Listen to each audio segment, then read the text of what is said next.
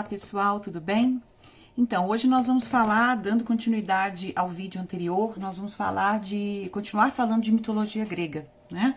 Falar um pouco de quem foi Helena de Troia e de todo o conflito e embate que existe em torno da sua possível culpabilidade, né, pela Guerra de Troia. Então nós vamos falar um pouquinho de Helena de Troia, continuar falando de mitologia e vamos falar de um autor do século V, que é considerado por alguns como sofista, também é considerado um filósofo, que se chama Gorgias de Leontino, né? Vocês já devem ter ouvido falar, ele foi bastante criticado pela filosofia de Platão, por exemplo, mas ele nos deixou alguns escritos, dentre eles um muito interessante, que fala, né, sobre Helena de Troia e que se chama justamente o Elogio de Helena. Vamos lá? Então, a primeira coisa que é importante falar sobre Helena de Troia, na verdade Helena de Esparta, né? Ela é uma espartana e a primeira coisa que a gente deve falar é que ela é uma protegida de Afrodite, né? Ela era considerada, entre os mortais, a mais bela. Na mesma relação que entre os imortais, os deuses, Afrodite é a mais bela. Então, Afrodite vai protegê-la durante toda a sua vida, né? E as ações que acontecem na sua vida têm interferência da deusa do amor, né? Então, Helena, de fato, não é uma mortal qualquer, né? Ela encarna a ideia de beleza, o corpo e a imagem de Helena são persuasivos por si só. A imagem de Helena é persuasiva por si só, porque ela encanta através da imagem, né? Então a sua beleza persuade naturalmente, e é uma beleza irresistível, né? Bom, o que acontece? Para a gente entender a história de Helena, a gente vai ter que abrir um parêntese para falar de um outro episódio da mitologia grega, né? Que episódio que é esse? O casamento de Tétis com Peleu, né? Tétis é uma titã, né? Uma titânia. Ela é uma divindade extremamente poderosa, né, ligada ao mar, e ela resolve se casar com um mortal, o Peleu, né?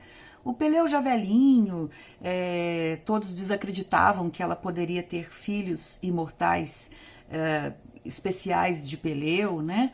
Enfim, mas ela vai fazer esse casamento e ela faz uma festa, né? Ela combina com Zeus que vai ofertar uma festa do seu casamento. No dia da festa, né, no dia do casamento de Tétis com Peleu, da mãe Tétis, deusa, e de Peleu com Peleu, o mortal, ela resolve convidar todo o panteão, né? Ela vai convidar todos os deuses, vai fazer uma grande festa. Só que ela comete um erro. Ao convidar os deuses, ela deixa a Discórdia de fora. Discórdia é uma deusa, a Eris, e ela não chama a Discórdia, né? Ela deixa ela de fora. E Discórdia não vai deixar isso barato, né? A deusa Eris vai cobrar, né, de Tétis e Peleu, ela vai cobrar essa omissão pelo casamento, da presença no casamento. Pois bem, o que acontece? Nesse casamento, né, estão todos lá se divertindo, todos os deuses, né, banqueteando.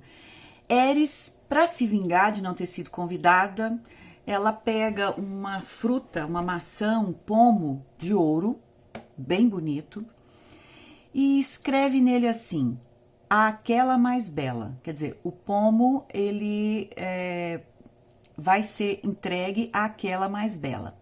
E ela manda entregar esse pomo de ouro na festa. Quando esse pomo de ouro aparece, a mais bela, instantaneamente 3 deusas se levantam, porque se julgam as mais belas, né? Então se levantam Hera, Palas Atena e Afrodite. E, enfim, né, daí o sentido da expressão o pomo da discórdia, né, vem dessa história. E aí elas começam a debater e ninguém entra em acordo, e aí elas pedem ajuda a Zeus. Olha, ó, Zeus, você vai ter que escolher de nós quem é a mais bela. Zeus, muito esperto, não vai entrar nessa cilada. Zeus chama Hermes, né, o deus mensageiro, e diz assim: olha, Hermes, leve essas 3 para outro lugar e peça para que outra pessoa delibere sobre a beleza, sobre qual é a mais bela. E assim Hermes faz. Hermes obedece Zeus e Hermes leva as 3 deusas para um campo. E nesse campo, elas param diante de um pastor, que é Paris, que nesse momento ainda não sabia que, na verdade, era filho de Primo e irmão de Heitor. Né? Então, Paris ele é criado como se fosse um filho de pastor, uma história bem parecida com a do Édipo, né? Quer dizer, um filho que não é bem-vindo porque um adivinho disse, olha, esse filho representa a tragédia da cidade. Então, quando um filho... quando uma gravidez ela é prevista, né, pelo adivinho como uma gravidez nefasta, esse filho ele é colocado para exposição, né, ele é colocado num lugar para morrer mesmo. Mas no caso de Paris, assim como no caso do Édipo, né, um casal de pastores o adota e cria, né, como seu filho. Pois bem, então elas não sabiam, para elas era uma pessoa comum, normal, né? E para Hermes também. Então elas vão chegar para Paris e vão propor a ele, né, que ele decida qual é a deusa mais bela. Todavia, como são deusas, né, de uma religião antropomórfica, ou seja, com formato, com modo humano, cada uma das 3 deusas vai tentar suborná-lo, né? Vai tentar fazer um lobby para que o Paris escolhesse cada uma delas. Então Hera, né, que é a esposa de Deus, do Todo-Poderoso, então ela é a primeira dama, ela diz assim, olha, eu sou a esposa de Zeus, eu sou praticamente a rainha do Olimpo. Então, se você disser que eu sou a mais bela, se você me escolher, eu posso te dar o reinado, te colocar como rei de qualquer lugar da Grécia, né? Você vai ser meu protegido. Então, ela prometeu a ele poder, né? Poder e propriedades. A Palas Atena disse, olha, eu sou a filha preferida de Zeus, né? Eu sou o xodó de Zeus. Então, eu te ofereço, além de sabedoria para você ganhar todas as guerras, eu te ofereço o conhecimento daquilo que você quiser, né? E Afrodite diz assim, olha, eu sou a deusa do amor. Eu te ofereço o amor da mulher mais bela entre os mortais. Né? Então, ela faz o lobby dela com esse elemento de chantagem. E Paris escolhe Afrodite. Né? Paris vai escolher Afrodite e vai entregar o pomo de ouro para ela. Ela volta toda feliz para a festa, enfim. Aí começa a confusão. Porque a mulher mais bela entre os mortais, Helena de Esparta, já havia se casado com Menelau, né? Ela já havia se casado com o rei de Esparta, que era Menelau. Mas Afrodite já tinha prometido, né, para Paris. Nesse entremeio, Paris vai ser reconhecido pelo pai, reconhecido pela família, se torna príncipe de Troia, né? Então a coisa do pastor já fica para trás, ele já é um príncipe, né? E aí, num determinado evento, né, um evento político, na verdade, um evento de hospitalidade, né, o rei de Esparta, sem saber de nada, né, o Menelau, ele, num ato de hospitalidade, ele manda convidar a comitiva do rei Príamo para passar uns dias lá na casa dele, né? E aí vai Menelau, vai Paris com sua tripulação, vão ficar uns dias na casa de Menelau e Helena. E Paris já tá doido com Helena, né? Quando ele vê a Helena, ele já sabe que é ela, né? E Helena também sente, né, que algo vai acontecer entre os dois. Ocorre, nesse momento, ocorre um fato inusitado, porque, né, o Menelau ele precisa se ausentar do castelo por algum tempo para resolver uma questão. Então ele é convidado, ele é chamado para sair do castelo por algum tempo. Nesse momento que ele sai, Paris vai aproveitar, né, da ausência de Menelau e vai levar Helena para Troia. Então ele leva Helena para Troia. Quando Menelau volta, né, ele vê que Helena foi raptada. Ele fica muito nervoso, e aí ele chama a Assembleia dos Heróis, né, dos semideuses. Por que ele chama a Assembleia de Semideuses? Porque antes de Menelau casar com Helena, houve um outro episódio. Como Helena era muito bonita, e todos a queriam, né, todos os reis a queriam, Zeus resolveu, né, que Helena deveria escolher com quem ela quisesse casar. Mas que nesse momento da escolha, todos os outros pretendentes deveriam jurar fidelidade, né, à honra e à segurança de Helena.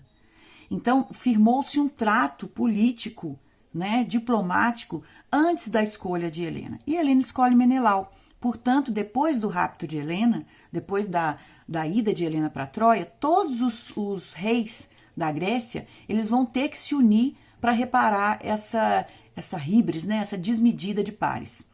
Então, eles vão atrás. Inclusive, a ideia de que Helena é uma pessoa má, uma pessoa que causou a guerra, ela tem um contraponto interessante, porque Helena, ela em uma determinada tradição, ela é vista como aquela que uniu a Grécia. Né? Porque se até então você não tinha uma ideia de nação grega, né? Você não tem uma identidade nacional, a partir desse momento, com a união das cidades, no sentido de união política e bélica, a gente tem uma identidade maior do que a Grécia. Então, Helena é a que esfacela, né, é a que destrói, a culpada, enfim, da guerra, mas é também a que une por um motivo único. Né? Então, e aí nesse ponto, né, a gente já está terminando a história, Helena vai para Troia com o Paris, né? E todo mundo acha que ela é culpada pela Guerra de Troia. Todo mundo não, mas uma boa parte da tradição vai maldizer Helena, né, por ser culpada da Guerra de Troia. Séculos depois, né, no século V, no final do século V, no começo do século V, né, do VI para o V, a gente tem um texto muito interessante de um sofista / filósofo / pensador, né, / poeta. Essas denominações, elas são posteriores. E isso também é questão de briga filosófica.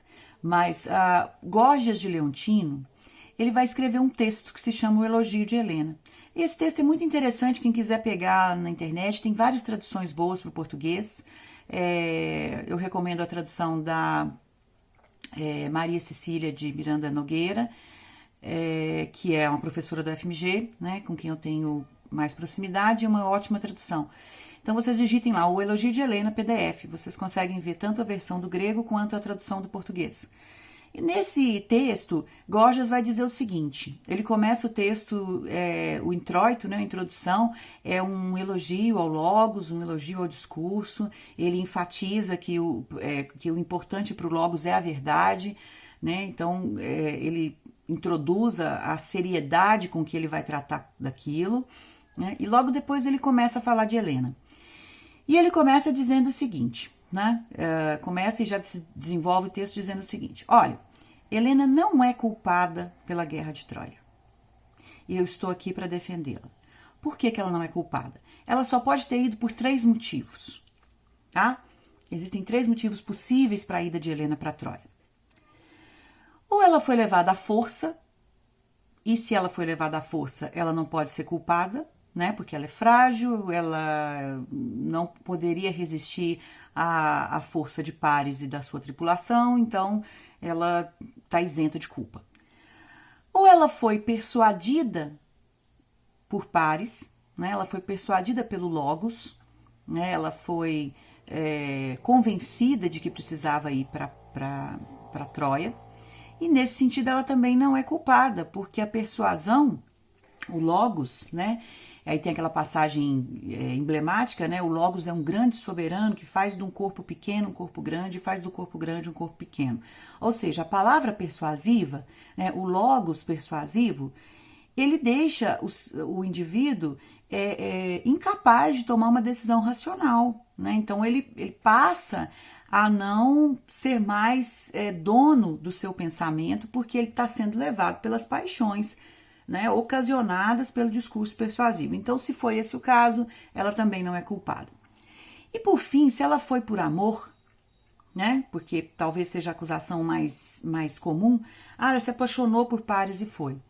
E aí Gorgias diz assim, olha, muito menos ainda ela é culpada, né? Porque se ela foi por amor, ela foi por uma decisão divina. O amor é um Deus e nós não devemos ofender o amor. Quem age por amor está isento de culpa, no sentido de que está tomado por uma divindade e não tem muita escolha, né? Se ela foi por amor, por Eros, então se ela foi pela força, se ela foi por Eros ou se ela foi pelo Logos, logo ela é inocente, né? Então o Gorgias faz esse elogio a Helena. Tem várias outras versões, né? Tem uma tradição que fala que o que foi para Troia foi só a imagem de Helena, né? E que ela na verdade não foi. Mas enfim, a gente tem uma tradição que culpa Helena de Troia pelo início da guerra de Troia, né, de Troia, que acontece e dura 10 anos. Helena aparece na Ilíada algumas vezes, né? O nome dela aparece na Ilíada. Ela tem um papel importante, assim como outras mulheres na Ilíada, como Clitemnestra, como Écuba, as deusas, né? Hera, Afrodite, a Palas Atena, Deméter, Ártemis, todas elas têm um papel importante na condução da Guerra de Troia. A Hera será eternamente do lado dos gregos, né? E Afrodite do lado dos troianos. Então aí você tem uma briga bem boa, né? Dos protegidos de Afrodite contra os protegidos de Hera, né? Então é uma briga bem importante, né? Mas é isso, enfim. A gente sabe do episódio, a gente sabe o que aconteceu com Helena e a gente sabe que existe esse texto do Gorgias, né, tentando inocentá-la. Esse texto é importante tanto pela tradição historiográfica e clássica sobre Helena e a mitologia, mas esse texto ele é mais importante, no meu modo de ver, pelo que ele veicula no sentido de poder do Logos, né? Gorgias está ali teorizando através de um tema mítico, que é uma coisa muito comum, né? Os sofistas vão usar os temas míticos para veicular o seu pensamento, assim como os filósofos considerados pré-socráticos também vão fazer. Então, o Gorgias ele faz uma coisa interessante, que é explicar e apresentar a sua teoria do Logos, né, de que o Logos é um grande soberano, de que o Logos persuasivo, ele comove para mover, né, ele comove o ser humano para depois controlar o ser humano ou fazer com que ele dê assentimento a determinada tese ou outra. Então ele tem uma teoria ali por trás do texto e, ao mesmo tempo, ele constrói o texto para provar que o Logos é poderoso. Ele constrói o texto de uma forma muito persuasiva, né? Usando figuras de linguagem, metáforas, alternância, as aliterações, né? Que são as repetições de palavras com o mesmo início, com o mesmo radical. Então ele gorgianiza, né? Ele coloca ali, ele prova ali, faz uma personificação da sua teoria através de um texto. Não vale a pena ler, tá?